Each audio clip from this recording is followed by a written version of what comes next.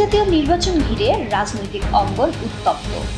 সংবিধান ও নির্বাচনী ব্যবস্থার সংস্কার নিয়ে রাজনৈতিক দলগুলোর মধ্যে দৃষ্টিভঙ্গির পার্থক্য এখন স্পষ্ট।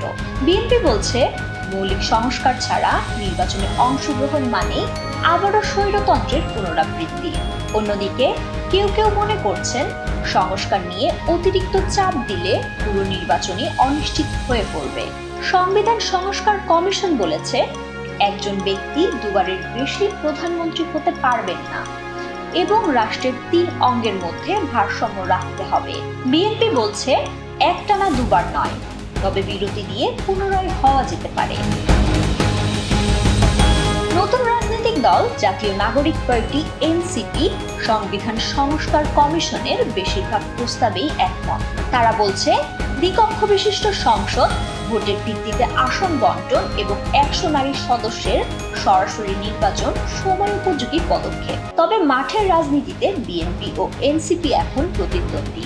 বিএনপি বলছে, অন্তর্বর্তী সরকার এনসিপিকে পৃষ্ঠপোষকতা করছে। জাতীয় ঐক্যমত কমিশনের সহসভাপতি অধ্যাপক আলী রিয়াজ বলেছেন, 16 বছরের ফ্যাসিবাদ যেন আর ফিরে না আসে। রাজনৈতিক বিশ্লেষকরা মনে করছেন, একসঙ্গে চলার মানসিকতা থাকলে ঐক্যমত সম্ভব।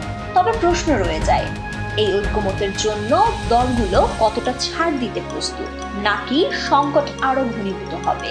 গণতন্ত্রের ভবিষ্যৎ এখন নির্ভর করছে একটি প্রশ্নের উপর, সংবিধান সংস্কারে রাজনৈতিক ঐক্যমত আদৌ সম্ভব কিনা।